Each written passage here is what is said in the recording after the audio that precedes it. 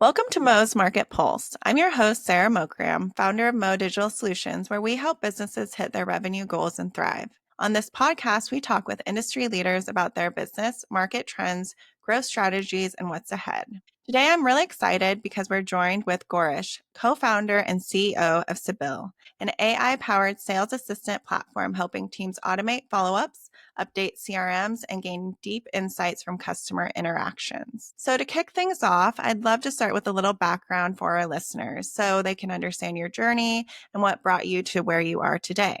Can you tell us a bit about your professional journey and what led you to start Sybill? Thank you so much, Sarah, for having me. It's a pleasure to be here. My journey started off as an ML engineer. I was doing data science and building machine learning models for Samsung. I've been doing machine learning for 10 years before OpenAI and LLMs became such a thing.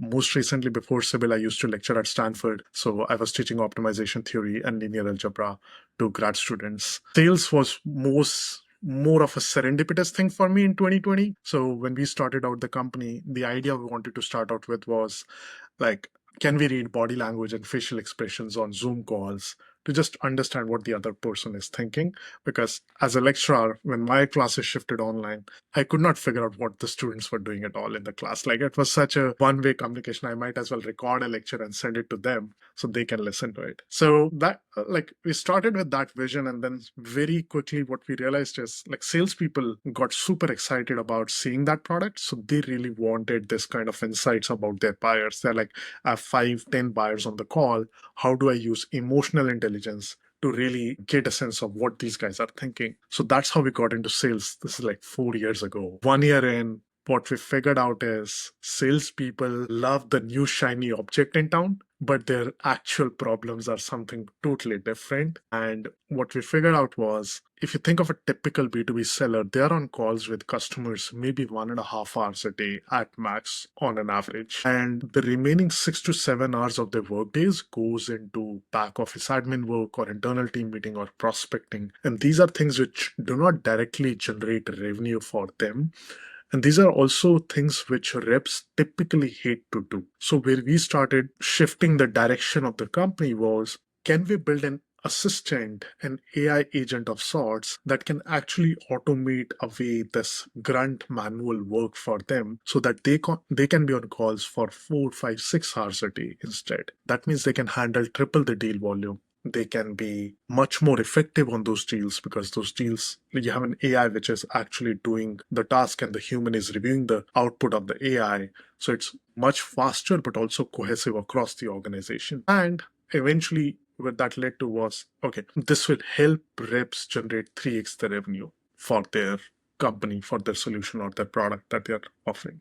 So that's how we got into sales as a field early on. Wow, that's a great journey, starting from a lecturer and going now to AI and sales. That's really fascinating. From founding to now, how has your role as CEO evolved as the company has grown and matured? Yeah, so early days, it was all about product market fit, figuring out what people want, learning more about the sales industry. I had probably 400 to 500 sales interviews in the first year, just speaking with sellers, their managers, leadership, ops, RevOps. And that was like just a struggle to figure out, okay, what do salespeople really want? What is the problem that is not solved for them that we can come in and help them automate? And early days, it was like the whole emotional intelligence piece. So I would do a lot of like Wizard of Oz kind of thing where I would be sitting behind the camera and trying to figure out, okay, what is Sara thinking on the call while a rep is pitching and all of that. Over time, as we started getting to product market fit, we started growing and scaling. So my role has evolved from like getting to PMF to product and now doing a lot of growth and GTM at Sybill. And then fundraising and investor relations is another piece of the job that comes alongside. So now that we've got a little bit of a sense of your journey and your role, I'd like to zoom out a bit and talk about the broader market and what you're seeing in the space right now. How would you describe the biggest trends shaping the sales tech landscape in the last 12 to 18 months? I'm seeing a lot of vertical trends that are coming up, which is multi-step agents that can actually automate end-to-end workflows for not just sellers, but also SDRs, also marketing folks in the overall GTM industry. Because typically what a human does is, unless you are really junior, you are typically doing a series of steps to execute on a single action. So if I want to add in a LinkedIn post, I need to ideate what the content has to be. Then I need to draft a good story around it. Then I have to have a hook. Then I need to create visuals for that. Then I need to schedule the post. And then there needs to be engagement with the content or engagement with the comments on the post. So it's a multi-step series of action which a human takes over a period of time. So for an AI to do each of the steps is something which is not extremely helpful. It does reduce the time that it takes to do that specific step, but the overall project is still long and takes a lot of effort for a human to do. Where I'm seeing a lot of AI evolve towards, and what I think is the future with this domain is, can we build multi-step agents which are not singularly focused on one aspect of this pipeline, but actually goes, okay, I can think of ideas in the voice of the user that I'm writing for. I can craft a good story around it, given I have the context about Gorish. I can craft a good hook, given I understand the audience that he's trying to sell to. Can I schedule the post? Can I then start engaging with the comments on the post? That multi-step workflow is really critical. And I see a lot of interesting companies come up that are building those multi-step workflows. Many times today, they are custom solutions. Either people are doing hand wavy things in-house, or you have a contractor do those stuff. But then there are companies that are starting to emerge, and Sybill is one of them on the seller side, but especially on the marketing side, that are trying to automate away this workflow on behalf of either the reps or the marketing people or the leadership, depending on. And that I think was very exciting because that changes the nature of the work at the end of the day. So now I just have to give broader instructions as opposed to have to manage and micromanage each step of the way. And a senior person can do that. Right. That makes sense. How do you see Sybill standing out in a competitive field of sales enablement tools? What's your guys' edge? Yeah, I think this multi-agent workflow,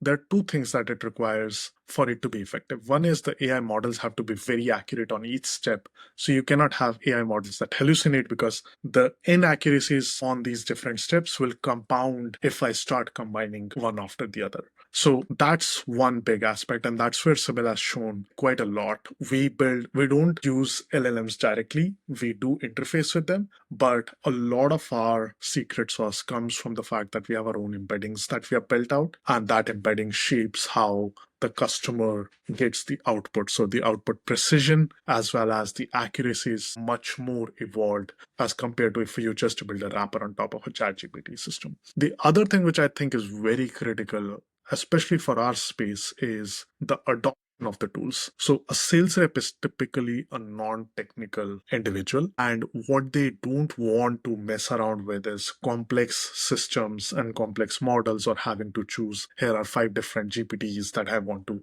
select to get the task done. They want things simpler. They already have 15 tools that they have to interface with anyways. They need an easier solution, one for those 15 tools, but not to add on 5 more on top. So the adoption and how simplified the workflows we can make, that means they have to do less things, is extremely critical. And that's other thing that our product team is extremely like. Every single workflow is like streamlined in order to make lives simpler for the reps. That's amazing. So let's dive into now thinking about your growth. And now that you have this amazing product that sales teams can really benefit from, how are you getting it into the right hands? What's been your most successful go-to-market strategy so far? What channels have you guys used that you've seen success with? And why do you think it's resonated with these different strategies? Yeah, so we are a unique company in that sense because we have taken a very PLG first route as opposed to more of a sales route. The reason for that has been we typically sell to the individual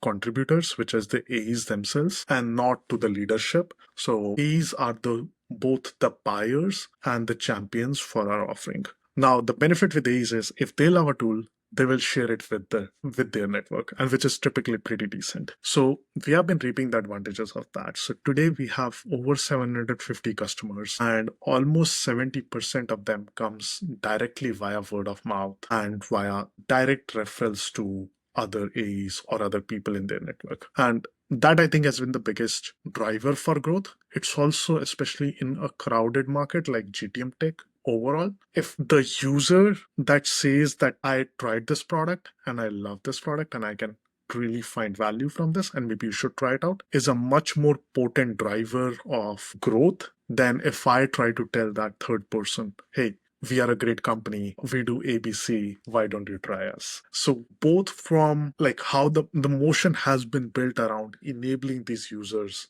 to first fall in love with the product themselves to be able to use it and then find value, but then to go on and create content on our behalf or share Sybill with the rest of their network. So it's very much focusing on those two aspects of the problem. And we have found absolutely amazing like customer love from this source. And this has been a key driver for growth. Now, the second biggest driver has been content. So me and my co-founders are pretty active on LinkedIn, which is a big channel for sales rep. That's where they reside on. That's where they get most of their job done. So being able to see content, being able to especially video-based content is something we are starting to focus on more engaging content. Does not have to be about Sybill, does not have to be Sybill demos, but something related to the sales tech space. So someone who looks at that content can find value from it, like they can implement that right away in their day-to-day job, or they can connect emotionally to that content. So a lot of sales rep care about commission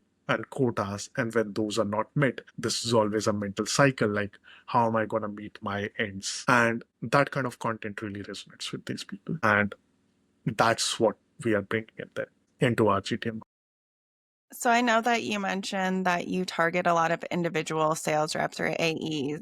Do you also target larger enterprise teams or companies, or is it your target client is only those single users? So it's typically these A's within companies that are selling software or solutions online or remotely.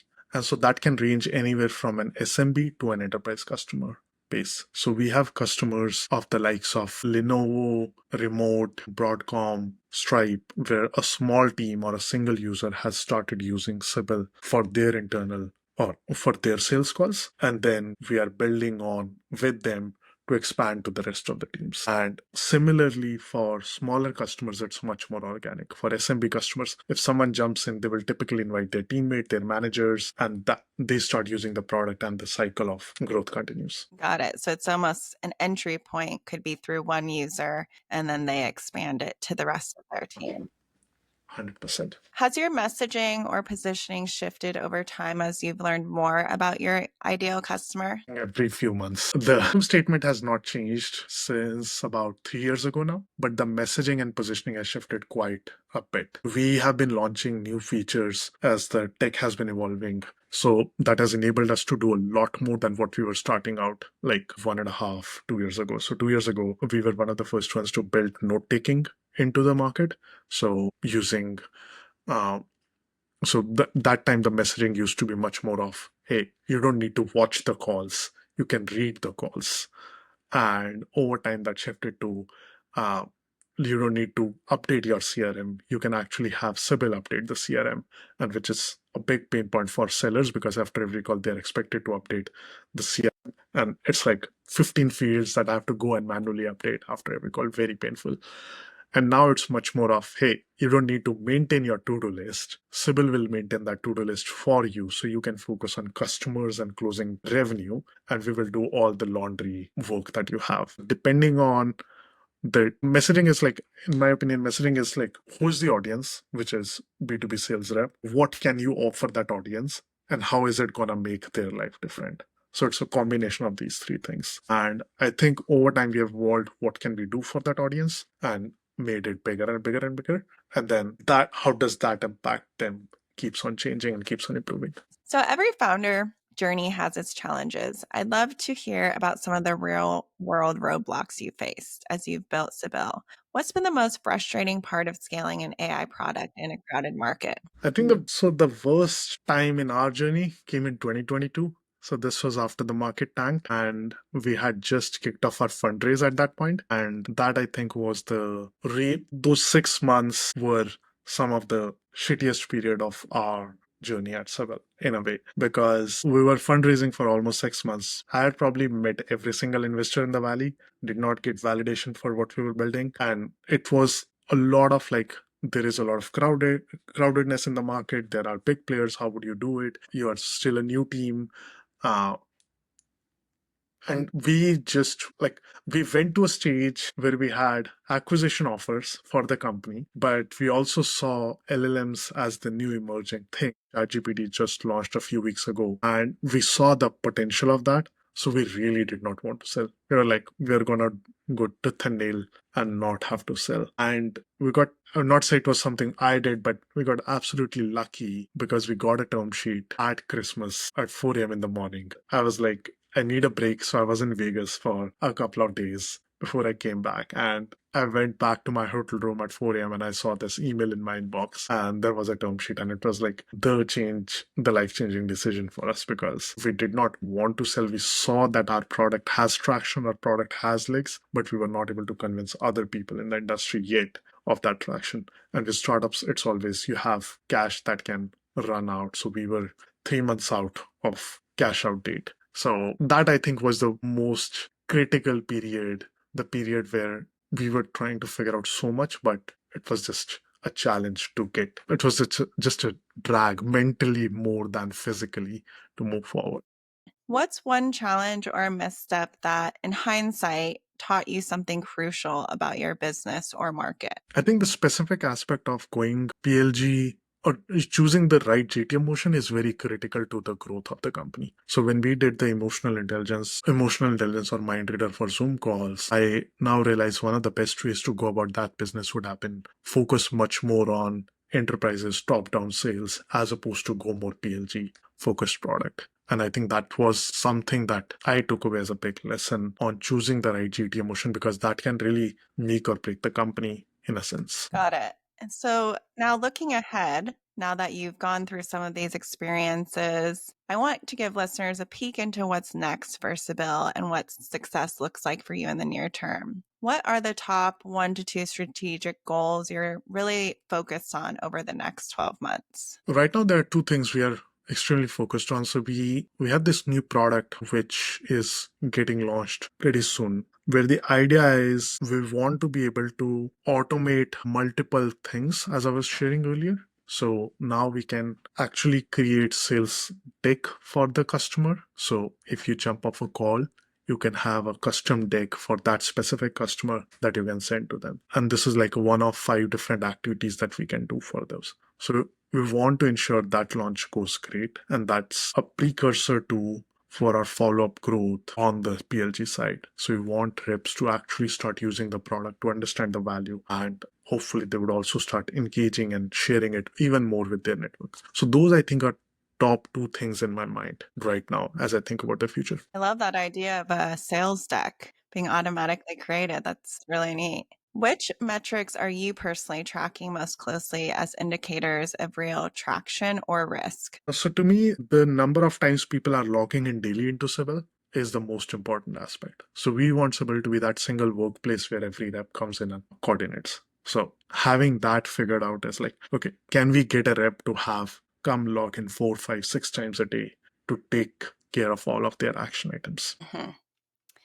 And what would make you look back a year from now and say to yourself, yes, we crushed it. We did it.